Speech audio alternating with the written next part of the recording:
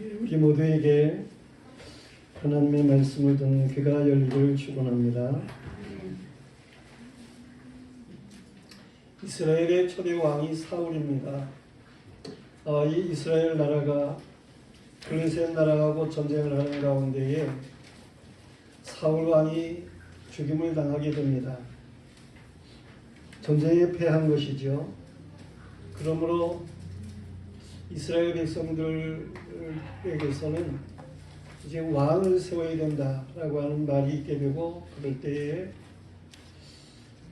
남쪽 지역 유다 지파가 있는 지역에서는 다윗을 왕으로 세우게 됩니다. 그리고 북쪽 편에서는 사울 왕의 아들인 이스보셋이라고 하는 사람을 왕으로 세웠습니다. 그래서 이스라엘 나라가 둘로 나뉘게 되는 거예요. 그런 가운데에서 남쪽 유다와 북쪽 이스라엘 가운데에 전쟁이 있게 되는 것이죠. 크고 작은 전쟁들이 수시로 있게 되고 그랬습니다. 그런데 전세는 다윗이 통치하는 유다 쪽으로 승리가 기울게 됩니다. 다윗의 나라는 점점 강해지고 북쪽 이스보셋의 나라는 점점 약해졌습니다. 이 다윗의 나라가 강해졌다, 안정되어 간다 라고 하는 것을 무엇으로 알 수 있느냐 하면, 이 다윗이 남쪽 헤브론에서 통치하면서 그가 낳은 아들들의 이름을 보면 다윗의 나라가 어떻구나 하는 것을 잘 알 수가 있습니다. 다윗은 헤브론에서 여러 아들을 낳게 되는데, 아히노암이라고 하는 여인을 통해서는 암논이라고 하는 아들을 낳습니다. 아히노암이라고 하는 이름은 즐거움의 형제라고 하는 뜻이에요. 다윗이 그렇게 즐거움을 누린다라고 하는 것으로 생각할 수 있습니다. 그래서 주어지는 그 아들 암논은 충실하다라고 하는 뜻입니다. 즐거움을 통해서 충실함이 있다고 하는 것을 뭔가 보여주는 그러한 의미를 생각할 수 있는 거예요. 또 아비가일이라고 하는 여인을 통해서는 길라압을 낳습니다. 아비가일은 큰 기쁨의 아비라고 하는 뜻이에요. 다윗이 그런 기쁨을 가졌다라고 하는 것입니다. 그런가 하면 마아가를 통해서는 압살롬을 낳습니다. 이 마아가, 그는 압박이라고 하는 뜻인데, 압살롬이라고 하는 이름은 평화의 아버지라고 하는 뜻입니다. 그렇게 평화의 아버지라는 이름을 가지듯이 그 시대가 좋았다라고 하는 것을 보여주는 거예요. 그런가 하면 핫깃이라고 하는 여인을 통해서는 아도니아를 낳습니다. 핫깃이라는 말은 축제라고 하는 말이에요. 날마다 삶이 축제이고, 그런 가운데 아도니아, 여호와는 나의 주라고 하는 이런 아들과 같은 삶을 다윗이 산다는 거죠.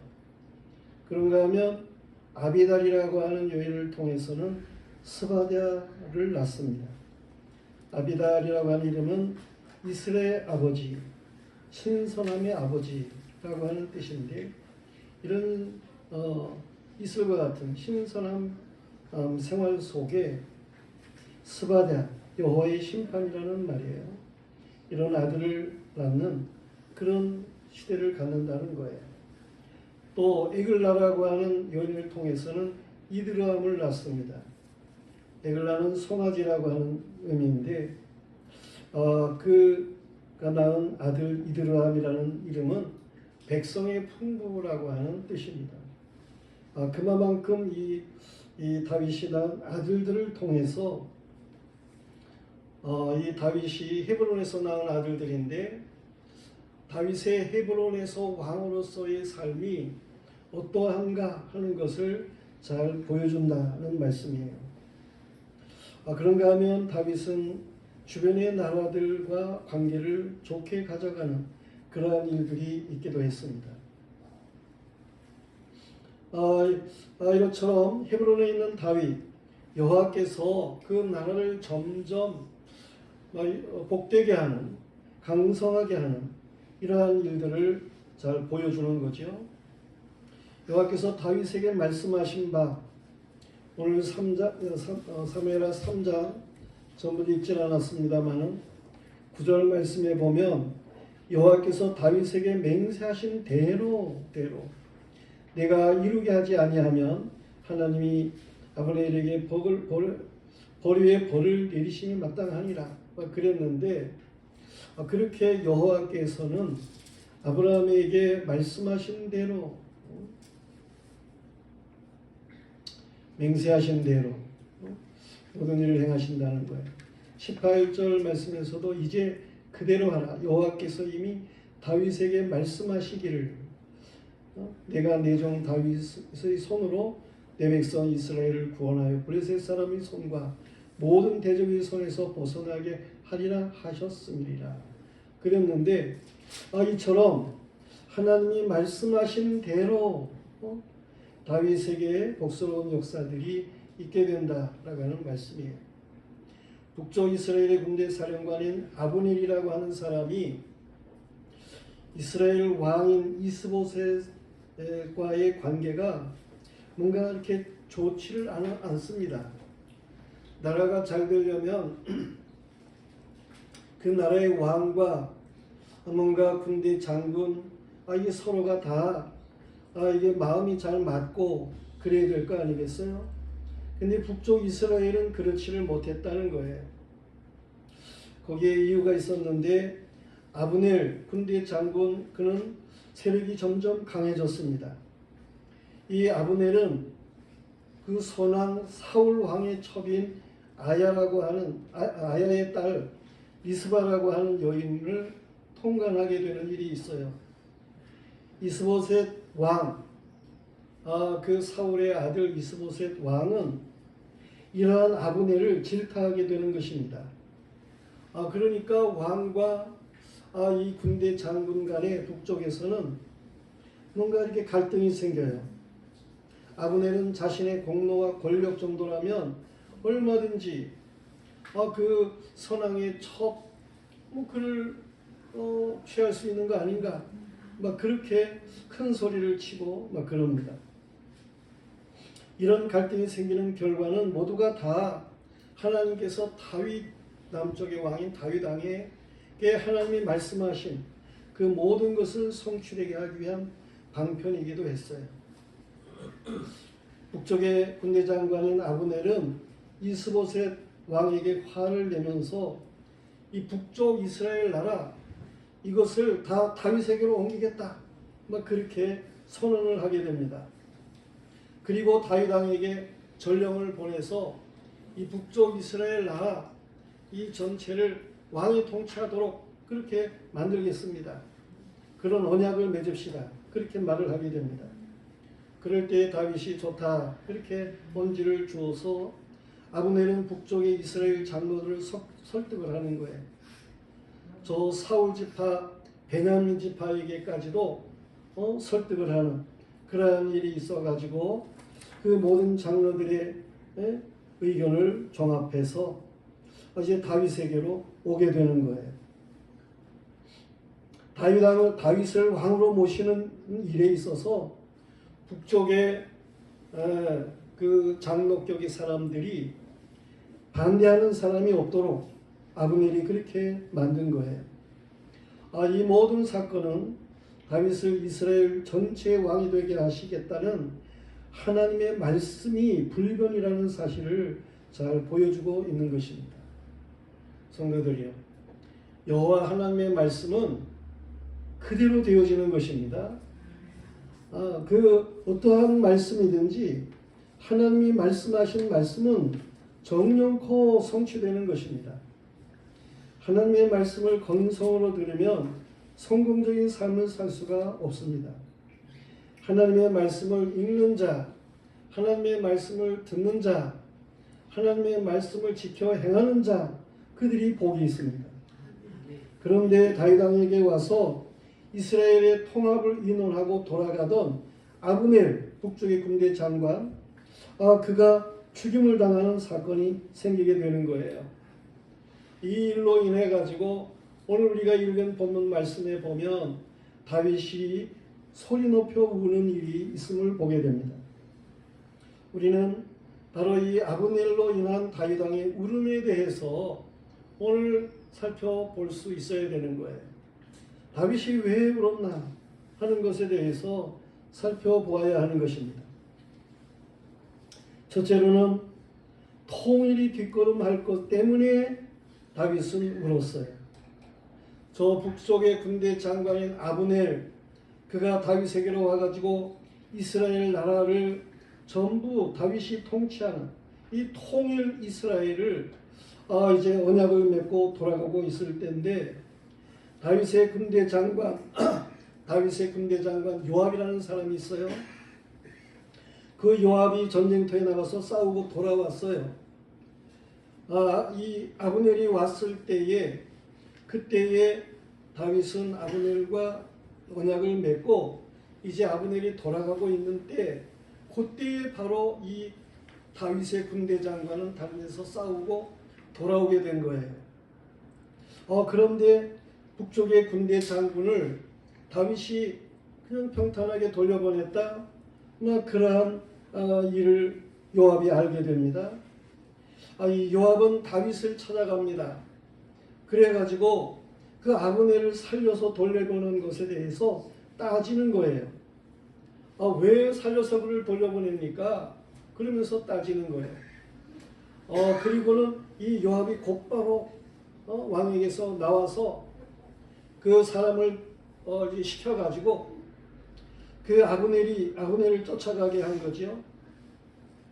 그래가지고는 그 으슥한 그런 흠해진 곳 시라라고 하는 지역이 있는데, 그곳에서 아브넬을 불러오게 되는 거예요. 이 아브넬은 영문도 모르고 따라와가지고 결국 이 다윗의 군대 장군인 요압에 의해서 죽임을 당하게 되는 것입니다. 요압이 저런 아브넬을 죽인 이유는 전에 북쪽 장수들과 남쪽 장수들이 서로 뭔가 모여가지고 대결을 하는 그런 일이 있었는데, 그때 요압의 아우가 저 아브넬을 대적하다가 아브넬에 의해서 죽임을 당했어요. 그러한 이제 악감이 요압에게는 있는 거예요. 그래가지고는 이 아브넬을 불러서 다윗 몰래 죽이는 일이 있게 되었다. 그런 얘기입니다.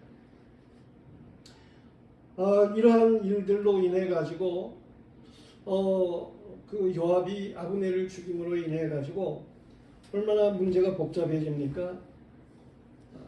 물론 이 요압으로서는 이 아브넬을 죽이는 이유가 동생을 죽인 이유 때문이기도 하지만은 또 나라가 통일이 된다고 할 때에, 그때에 요압은 남쪽의 장군이고 아브넬은 북쪽의 장군인데, 이게 서로가 또 최고의 장군 노릇을 누가 하느냐가 갈린 거 아니에요? 그러니까 그런 참에 이 요압이 아브넬을 죽이게 되는 그런 일이 있게 되기도 한 거예요. 그러나 다윗에게 있어서는 참으로 난처한 일이 벌어진 거죠. 아브넬의 죽음에 대해서 자세히 알지 못하는 저 북쪽 이스라엘 사람들, 그들 11지파는 뭐라고 생각을 하겠어요? 이 다윗이 협상을 하자고 아브넬을 불러놓고는 야비하게 이 아브넬을 죽였다, 이렇게 생각할 거 아니겠습니까? 다윗과 언약을 맺기로 간 아브넬이 죽은 것은 다윗에게 여러모로 불리한 일이기도 하고 그랬습니다. 물론 다윗은 아브넬의 죽음에 무지하지만서도 난처한 일이었어요. 그러므로 인해서 이 아브넬이 죽음으로 인해 가지고 이스라엘의 통일, 하나가 되게 하겠다고 하는 이러한 일들이 수포로 돌아가는 그런 일이 생길 수도 있는 상황인 거 아니에요? 이 꿈이 멀어지는 것 같은 그러한 서글픔이 다윗에게 있었다. 그런 얘기입니다. 우리는 이 통일이 수포로 돌아가는 이러한 일이 있다고 할 것 같으면 그러면 그거 참 괴로운 일이죠. 우리나라의 경우에서도 마찬가지예요. 우리나라는 어떻습니까? 통일, 이 대한민국에 대한 염원이 사람들에게 있는 거예요. 우리나라 대한민국은 6.25 사변 이후에 분단국가로 75년을 지내오고 있는 거예요. 우리가 늘 부른 그러한 노래들이 있어요. 우리의 소원은 통일, 꿈에도 소원은 통일, 이 목숨 바쳐서 통일, 통일이여 서오라 이러면서 노래를 부르고 그랬습니다. 그런데 오늘날에 와가지고는 이 노래가 사라지는 것 같습니다. 정말 서글픈 일이죠. 이산 가족들이 연세가 많아 소천하는 분들이 많이 계시고 신세대는 통일의 간절함을 느끼지를 못하고 북한에서는 두 국가론을 강조해서 이 대한민국 지우기를 하고 있는 그러한 실정이고 말이에요.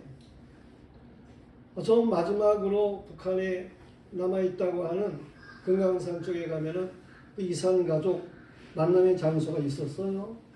그런데 그것까지도 북한에서 이제 다 헐어버린 그러한 일입니다.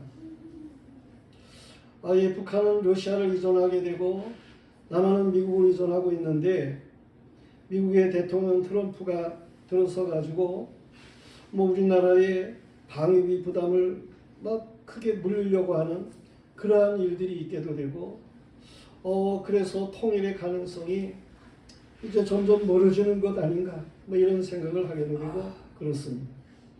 미국의 트럼프 대통령이 러시아와 합의를 해서 저 우크라이나의 휴전을 행하는 일들을 우리가 보고 있는데 조금 너무 엉터리 같은 그러한 모습으로 행하는 것을 볼 수 있습니다. 이스라엘과 팔레스타인 사이에 그 트럼프가 간섭하는 그런 일들이라든가 카나다를 미국의 한 주로 삼고 싶어하는 일이라든가 저 그린랜드를 사가지고 미국령을 만들겠다고 하는 일이라든가 멕시코에 있는 파나마 운하를 점령을 해서 그걸 미국 거로 하겠다고 하는 이러한 트럼프의 주장 이런 것들을 생각하게 될 때에 이런 트럼프가 북한의 김정은을 만난다는 거 아닙니까? 그러한 일이 우리나라에 어떠한 영향을 줄 것인가? 정말 저들이 이 대한민국의 유익을 위해서 일을 할 것인가? 이러한 것들을 생각하게 될 때에 참 난처하기도 하고 서글퍼지기도 하고 그런 일들이 있습니다. 성도들이요, 우리에게는 이 다윗의 중심이 필요한 거예요. 이 통일 염원의 눈물과 같은 눈물이 필요한 거예요.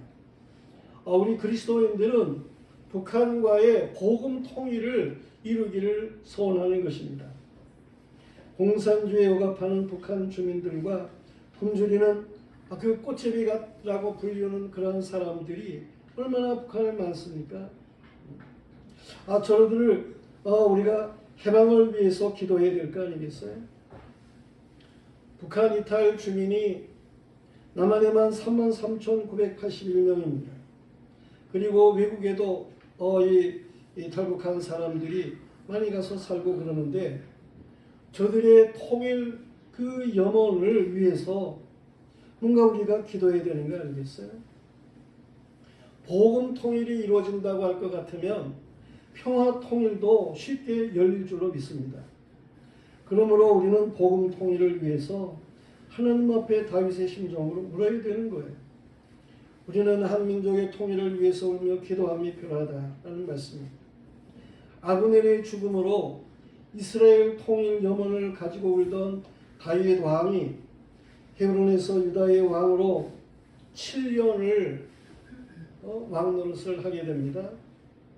그가 그렇게 울면서 통일 이스라엘을 위해서 울면서 기도했는데 그 헤브론에서 통치하는 7년 동안 안에 이 울음의 효과가 나타났다 그런 얘기예요. 그래서 이스라엘 전체의 왕이 되어 가지고 다윗은 33년 동안 통치를 하게 됩니다. 우리는 이 다윗 왕이 울면서 그렇게 간구한 그것이 7년 안에 성취되었다라고 하는 사실, 이것을 깨달을 수 있어야 됩니다. 역시 하나님께서는 남한 성도들의 통일 염원을 위한 그 기도, 눈물의 기도, 이것을 하나님께서는 들으시면 틀림없이 대한민국의 통일도 성취되도록 역사하실 것입니다. 우리에게 그 눈물이 필요하다, 그런 말씀이에요. 다윗과 같은 그 눈물이 필요하다라고 하는 말씀입니다. 그런가 하면 두 번째로 생각할 수 있는 것은 요압이 악을 행한 것 때문에 울었습니다. 다윗은 아브넬의 죽음의 소식을 듣고 요압이 죽였구나 라고 하는 것을 직감했습니다. 요압은 다윗의 군대 장군이니까 말이에요. 이 요압은 전쟁의 용맹스러운 군대 장군인 것은 틀림없습니다. 용맹이 있는 사람이에요. 가는 곳마다 승리를 거두게 되는 그러한 아주 장군이었습니다. 그러나 요압은 전쟁에 승리하는 일들이 많아질수록 은근히 이 다윗 왕을 무시하는 그러한 경향으로 나가게 됩니다. 요압이 아브넬을 죽였을 때에도 적군을 치고 크게 노력한 물건을 가지고 돌아왔을 때였어요. 요압은 다윗이 아브넬을 평안히 보냈다는 말을 듣고 다윗 왕에게 나아가서 항의를 했습니다. 요압이 다윗 왕에게 말하기를 아브넬이 왕에게 나아왔거늘 어찌해서 그를 보내 잘 가게 했습니까? 하고 20절, 24절에서 따졌음을 볼 수 있어요. 그리고 왕을 가르치기나 하는 것처럼 왕도 아시려니와 내레의 아들 아브넬이 온 것은 왕은 속임이라 그가 왕이 출입하는 것을 알고 왕이 하시는 모든 것을 알려 함이니이다 라고 25절에 말하는 것을 볼 수가 있습니다. 그리고 왕 앞에서 나와가지고는 이렇게 전령을 보내서 아브넬을 으슥한 곳에서 불러다가 자기 동생 죽인 그 안갚음을 하는 그러한 요압이었어요. 이 사실은 다윗 왕 사건이 터지고야 비로소 알 수가 있었는데, 그러나 다윗은 승전 장군 요압을 추궁할 수가 없었어요. 이 요압이 아브넬을 죽인 것에 대해서 강하게 그 요압을 추궁할 수가 없었어요. 왜 그렇습니까? 오늘 읽은 말씀 39절에 보면 내가 기름 부음 받은 왕이었으나 오늘 약하여서 스레야의 아들인 이 사람들을 제어하기가 너무 어려우니 여호와는 악행한 자에게 그 악한 대로 갚으실지로다 그랬습니다. 이 요압은 군대 장군으로 전쟁에 나가서 승리를 하게 되죠. 그러니까 다윗은 점점 작아지는 것 같은 그러한 모습이에요. 요압이 그렇게 다윗을 무시하는 그러한 일이었어요. 전시니까 이 군대 장군의 위상이 점점 높아지는 그런 일이었다. 그런 얘기입니다. 그런 면에서 다윗은 좀 약한 것 같은 그런 모습이 되는 거죠. 때로 사면초가인 것 같은 때가 있을 수 있습니다. 이런 때에 어떻게 해야 합니까? 상대는 강한 것 같고 자신은 약한 것 같을 때 우리는 그때 어떻게 해야 됩니까? 이런 때에 여호와 하나님 앞에 맡기는 수밖에 없는 거예요. 약한 자와 강한 자 사이에 주밖에 다른 이가 없기 때문에 그렇습니다. 하나님만이 구원이십니다. 사실 아브넬 같은 교만한 자, 간음하는 자, 배반하는 자가 죽는 것이 낫습니다. 그가 요압에 의해서 죽임을 당하는 것, 그것도 나 후일에 볼 것 같으면 그것은 다 다윗에게 유익한 일이었습니다. 하나님께서 악한 자를 두시는 것도 악한 날에 쓰임받기에 합당하게 하기 위해서 그렇게 행하는 것인데, 그러나 다윗이 우는 당시에 있어서는 이 요압 장군 그의 형포가 어찌할 수 없는 그러한 비애가 다윗에게 있었다 그런 얘기예요. 다윗의 비참한 울음에도 여호와께서는 다 보고 계시는 거죠. 나중에 요압은 다윗 왕의 아들 솔로몬에 의해서 순리적으로 죽임을 당하게 됩니다. 다윗 왕이 울음이 없이 만약에 그때에 요압의 잘못한 것을 책망하기라도 했다고 할 것 같으면, 그러면 요압이 어떻게 했겠어요? 군대를 이끌고 다윗을 쳤을 수도 있고, 그 유다 나라가 분쟁으로 인해 가지고 나누어질 수도 있었을 것이고, 막 그랬을 거예요. 그런데 그러한 때에 다윗은 울었다니까요. 우리는 이러한 사건을 역시 우리나라의 오늘날의 역사 속에도 비춰볼 수가 있는 거예요. 우리나라가 어떻습니까? 야당이 국회의원들이 많으니까 탄핵 폭주를 하게 되지요. 예산 삭감을 하는 폭주도 하게 되지요. 특검에 폭주를 하게 되지요. 그런 일이 있습니다. 그런데 그렇다고 그래가지고 대통령이 비상계엄을 선포하고 이러한 일이 이게 옳은가? 그런 생각을 하게 됩니다. 우리나라는 전에 비상계엄 이런 걸로 인한 트라우마가 있어요. 그런 때에 이렇게 비상계엄을 해가지고 옳은가? 뭔가 억울한 것이 있을 수도 있지. 그렇지만 그렇다고 비상계엄을 해야 하나? 이러한 문제들이 있어요. 우리는 이런 상황에서 어떻게 해야 되냐 하는 거예요. 이런 모든 것을 다윗처럼 하나님 앞에 맡기고 물었으면 그러면 얼마나 좋을까? 그러한 생각을 하게 되는 것입니다. 그리스도인들이 정말 이러한 상황을 놓고 하나님 앞에 울며 기도하는 일은 있나? 이 정치하는 사람들 중에도 예수 믿는다는 사람들이 많은데 그러한 문제를 놓고 정말 하나님 앞에 다윗처럼 우는 사람들이 있었나? 우리는 참으로 이 시대에 그리스도인들로 말이에요. 다윗처럼 우는 것이 필요하다. 그런 일입니다. 모든 것을 하나님 앞에 맡길 수 있어요. 역사의 죄자가 하나님이십니다. 하나님이 행하시면 능치 못할 일이 없습니다. 우리는 하나님 앞에 모든 것을 맡기고 나갈 줄 아는 이런 믿음의 역사가 앞장서는 그러한 나라가 되도록 하나님 앞에 기도할 수 있어야 되는 거예요. 그런가 하면 세 번째로는 억울하게 의심받는 것 때문에 울었습니다. 다윗은 억울하게 의심받는 것 때문에 울었어요. 유다 나라의 다윗 왕과 통일에 관한 회의를 하기 위해서 왔던 아브넬의 죽음에 대해서 북쪽 이스라엘 사람들은 당연히 다윗의 실수에 죽었다고 여겼을 거예요. 억울한 누명을 쓴다는 것은 참으로 힘든 일이 아닐 수 없습니다.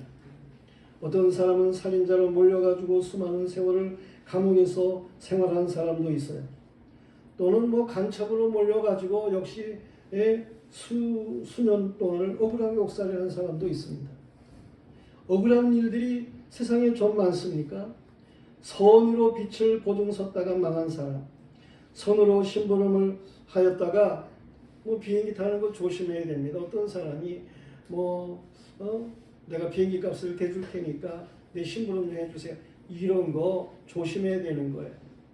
잠깐 짐을 좀 맡아 들고 있으세요. 비행기 탈 동안에. 그러는 것도 조심해야 돼요. 거기에 마약이 들어가지고 심부름꾼이 될 수도 있고 그렇습니다. 어쨌든 그래가지고 손으로 심부름을 하다가 중독자, 중범죄자로 연결되는 그런 사람도 있어요.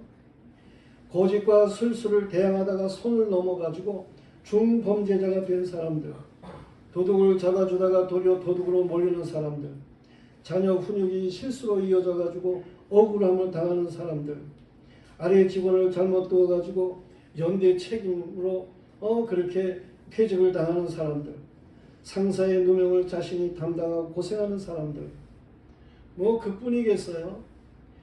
억울하게 그냥 요새는 뭡니까 딥페이크라 그래가지고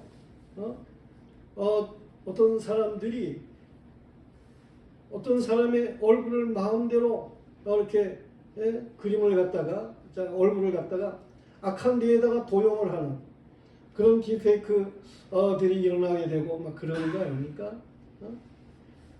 뭐 저 시위하는 데에서도 대통령 얼굴을 갖다가 딥페이크를 했다고 하는 그런 일로 고발이 되기도 하고, 어떤 연예인은 자신이 얼굴이 딥페이크에 그렇게 돼가지고 막 그 좋지 않은 그런 영상이 막 유포되고 그러니까 자살을 하게 되고 뭐 그러는 거 아니에요?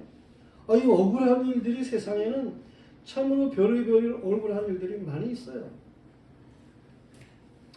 그렇다고 그래가지고 뭐 인생을 망치고 뭐 그러면 되겠어요?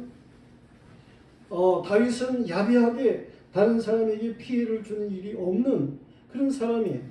선으로 사울 왕을 이긴, 악한 왕을 이긴 그러한 다윗 아닙니까?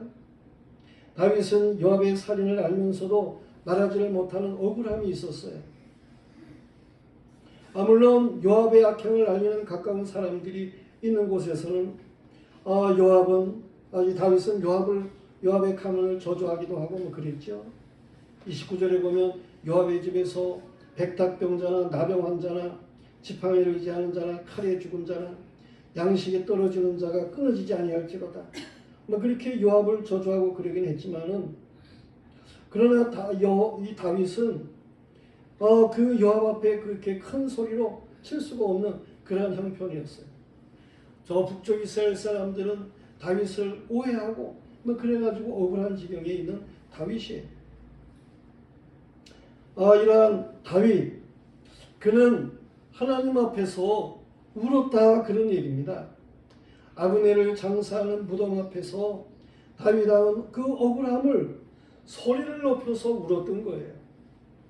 다윗은 아브넬을 위해서 자신의 마음을 나타내는 애가를 지어 부르기도 했어요. 하루 종일 금식한 다윗 왕에게 서양 때의 백성이 금식을 권하니까 나는 해가 지기 전에는 음식을 먹지 않겠다. 뭐 그렇게 말을 하면서 그 아브넬의 죽음에 대한 애도를 가졌고, 저 북쪽 이스라엘 사람들이 이 다윗을 의심하는 그 억울함에 대한 울음을 가졌던 그러한 일이에요. 이런 사실을 통해서 백성들은 아브넬을 죽인 것이 다윗 왕이 아닌 줄을 알게 되었고, 왕이 무슨 일을 하든지 기뻐했다 그랬습니다.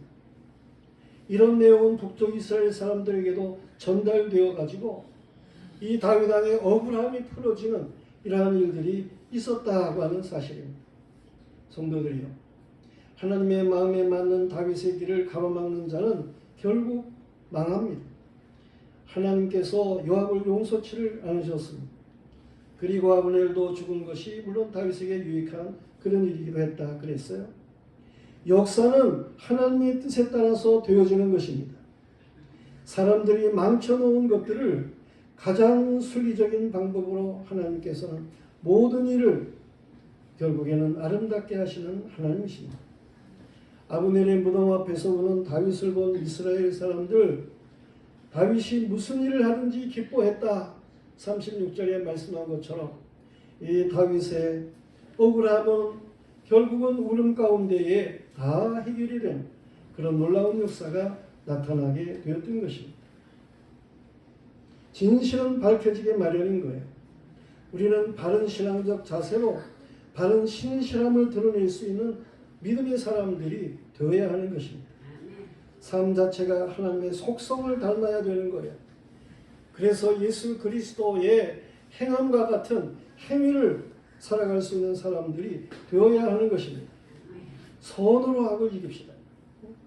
의롭고 진실한 행실로 하나님의 형상의 충만으로 살아갈 수 있는 우리가 되어야 하는 것입니다. 오늘 말씀을 정리하면 아브넬의 장사가 있은 후에 이스라엘 왕 이스보셋이 살해되는 일이 있게 되고, 결국에는 온 이스라엘이 다윗이 통치하는 통일 이스라엘이 되었습니다. 다윗은 성급하게 행동하지 않았어요. 하나님이 주시는 때를 기다렸어요. 다윗의 나라가 강하여지는 것은 여호와의 정하심이었고, 하나님의 역사를 주재하심이었고, 하나님이 하나님 앞에 신실한 다윗을 사랑하심입니다. 우리는 아브넬의 죽음 앞에서 애도했던 그러한 다윗과 같이 그 그것을 하나님께서는 다 보고 계시고 그래서 다윗의 그 심정을 위로하시는 그러한 역사로 이끄시는 일들이 있었던 것처럼 말이에요.